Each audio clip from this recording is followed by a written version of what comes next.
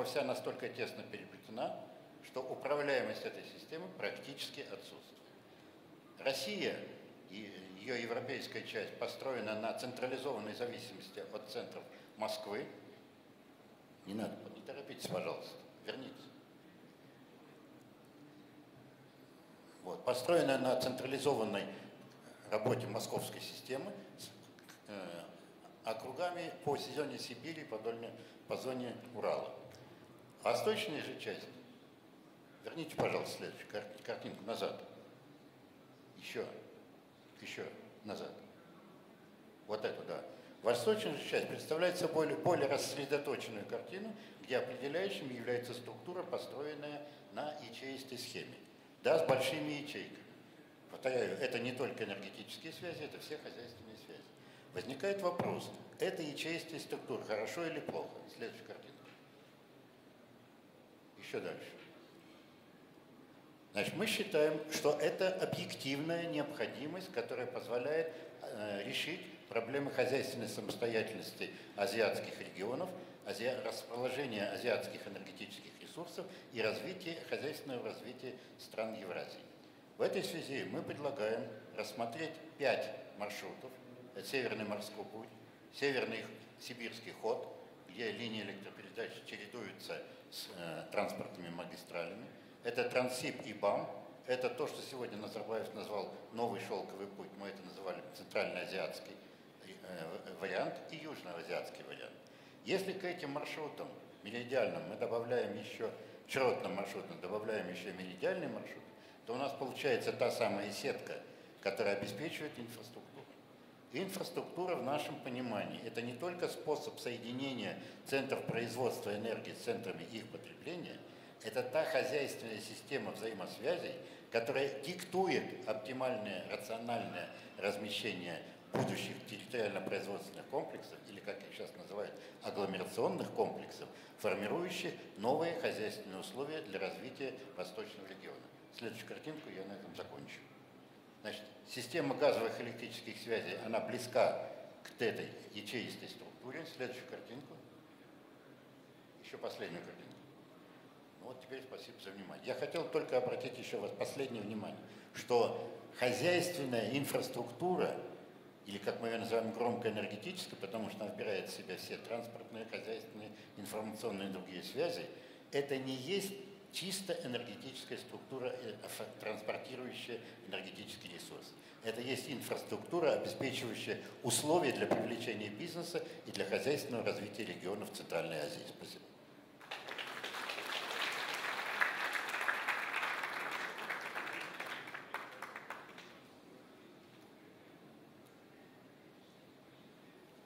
Thank you very much. Next up we have Tim Gitzel, President and CEO of Cameco Corporation. Well, thank you very much, May, and good afternoon, everyone. Vice Minister Lady Barbara, thank you for the invitation to be here. We're delighted to be here. I feel a bit nervous. I'm surrounded by oil and gas people, and we're in the nuclear business, as you know, so I have about probably 3 minutes to make the case for nuclear today. So you might be asking why we're here and what's in common with certainly fossil fuels. And the common element for us, of course, is energy. We're in the energy business, electricity business especially, and as you know, the world demand for energy continues to grow. Since 1980, not long ago, electricity demand has tripled, and we expect it to double again in the next 20 years. So that's what drives our business, that's what drives the nuclear business. Of the 7 billion people on the planet today, and you heard we're going to 9 billion fairly soon, 2 billion without access to electricity, if you can still believe that. And of those that do have access to electricity, of course, many of them don't have enough electricity and are demanding more.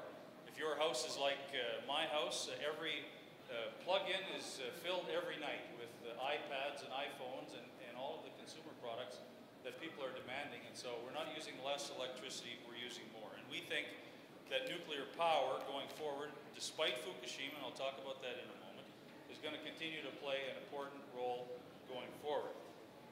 Today, there are 435 nuclear power plants operating in the world. We expect that by 2020, there will be another 100 plants, 100 more plants.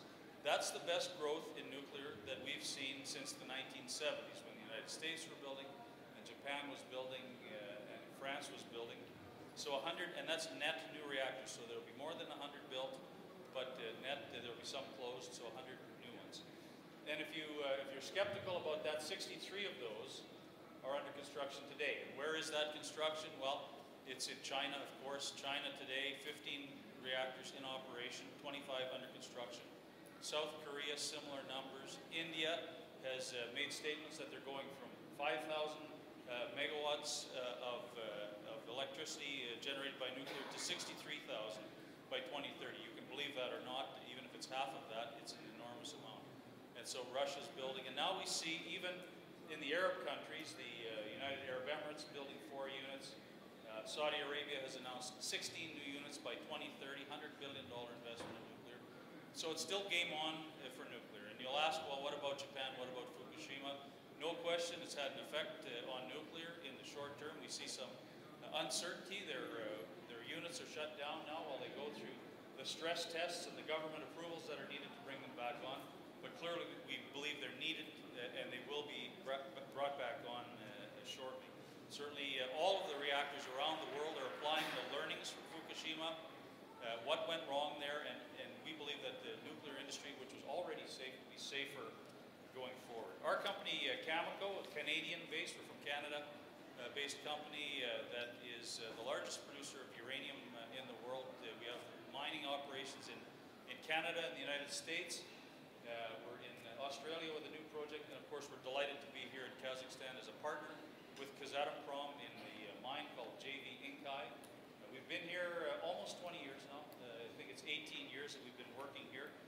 As I say, a proud partner with Kazatomprom and the Samruk Fund, excellent partners. Kazakhstan, of course, the world leader in uranium production in a very short time. In about the last 5 years or so, has gone from a small producer to the world's largest producer. 33% of the world production comes right here from Kazakhstan. Just an enormous growth. And they're developing the full nuclear cycle. We're involved in conversion. The next step after mining is conversion, and then there's enrichment, fuel fabrication. And Kazakhstan will have all of that in the fuel cycle. So my point today is just to say that nuclear continues to play an important role in the world. Kazakhstan is a world leader in the nuclear fuel business, and we join with our brothers and sisters in the oil and gas industry and say that all sources of energy are going to be needed going forward, including nuclear. Thank you very much.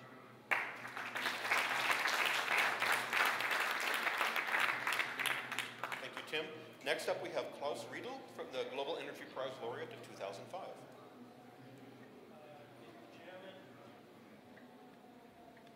Ladies and gentlemen, I wish to thank you, the Astana Forum, to talk to you about development in global power generation, and as a former Siemens division president, some of those products I know by heart. So with the first slide, I just want to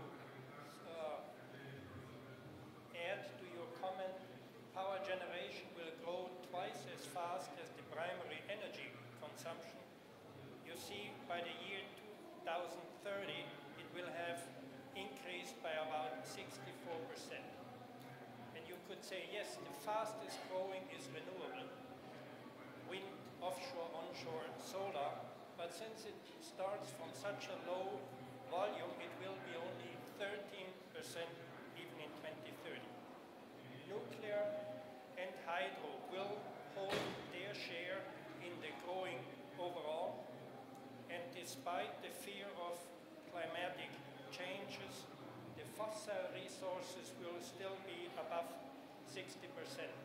Coal will go down, gas will go up, and there Kazakhstan would play a big role because security of supply is of the utmost concern if you rely on gas as either base power or as balancing power in combination with renewables.